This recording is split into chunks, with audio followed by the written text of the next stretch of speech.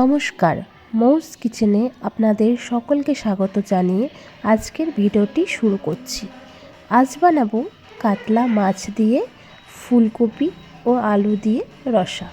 তাহলে দেরি না করে দেখে নিন আমি কিভাবে বানাই। আমি এখানে নিয়ে নিয়েছি কাতলা মাছ। মাছটাকে ধুয়ে পরিষ্কার করে নিয়েছি। এবার মাছের উপর দিয়ে দিয়েছি অল্প লবণ আর দিয়েছি হলুদ গুঁড়ো। মাছটা ভালো করে ম্যারিনেট করে রেখে দিয়েছি। আর আমি কেটে রেখেছিলাম আগে থেকেই ফুলকপি আর আলু একটু বড় বড় করে। মশলার জন্য নিয়েছি পেঁয়াজ কুচি, আদা, রসুন, কাঁচা লঙ্কা, ধনেপাতা আর টমেটো। এখানে আমি কড়াইয়ের মধ্যে দিয়ে দিয়েছি সর্ষের তেল। তেলটা ভালো করে গরম করে নিয়েছি। তারপর আমি মাছগুলো দিয়ে দিয়েছি। মাছগুলো কিন্তু ভালো করে ভেজে নিতে হবে, তবেই কিন্তু খেতে ভালো হবে। মাছগুলো আমার ভাজা হয়ে গেছে। এরপর আমি মাছগুলো তুলে রেখে দেবো। তারপর ওই তেলের মধ্যেই আমি দিয়ে দেব কেটে রাখা ফুলকপিগুলো। ফুলকপিটা বেশ লাল লাল করে ভেজে নিতে হবে। ফুলকপিটা যাতে নরম হয়ে যায় এর জন্য আমি দিয়ে দিলাম উপর থেকে সামান্য লবণ আর দিয়েছি অল্প একটু হলুদ গুঁড়ো। এরপর ভালো করে ভেজে নিতে হবে। ফুলকপিগুলো ভাজা হয়ে গেছে। এরপর আমি তুলে নেব। এরপর ওই কড়াইয়ের মধ্যে আবারও দিয়ে দিয়েছি সর্ষের তেল। তেলটা গরম করে নেওয়ার পরে দিয়ে দিয়েছি কেটে রাখা আলু। আলুটার মধ্যেও দিয়ে দিয়েছি অল্প একটু হলুদ আর সামান্য লবণ। এরপর আলুটা ফুলকপির মতো লাল লাল করে ভেজে তুলে নিতে হবে। আলুগুলো ভাজা হয়ে গেছে। এরপর আমি তুলে নেব। এরপর ওই তেলের মধ্যেই দিয়ে দিয়েছি ফোড়নের জন্য তেজপাতা একটা, শুকনো লঙ্কা আর দিয়েছি 5 ফোড়ন। একটু ভাজা ভাজা করে নিয়েছি। তারপর দিয়ে দিয়েছি কুচি করা পেঁয়াজ।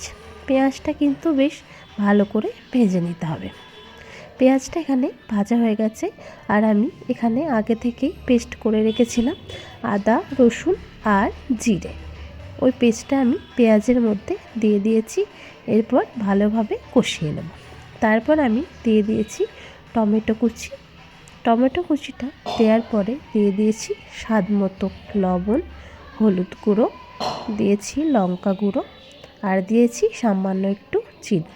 এরপর মশলাটাকে ভালোভাবে কষিয়ে নিতে হবে যতক্ষণ না মশলা থেকে তেল ছেড়ে আসছে। মশলাটা এখানে আমার প্রায় কষানো হয়ে গেছে।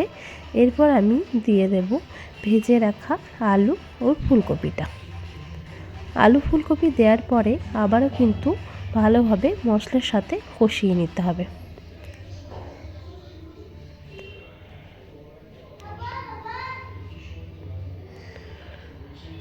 এই রেসিপিটা ভাতের সাথে খেতে কিন্তু খুব ভালো লাগে। এখানে মশলার সাথে আলু ও ফুলকপি কষানো হয়ে গেছে, তেল ছেড়ে এসেছে। এরপর আমি এর মধ্যে দিয়ে দেব পরিমাণ মতো জল। জল দেওয়ার পরে আমি উপর থেকে অনেকটা দিয়ে দিয়েছি ধনেপাতা কুচি আর চেরা কাঁচা লঙ্কা। ঝোলটা যখন ফুটে এসেছে তারপর আমি দিয়ে দিয়েছিলাম ভেজে রাখা মাছগুলো। মাছটা দেওয়ার পরে 10 মিনিট মতো ঢাকা দিয়ে আমি রেখে দিয়েছিলাম। 10 মিনিট পর ঢাকা খুলে দেখতেই পাচ্ছেন কতটা সুন্দর হয়েছে দেখতে।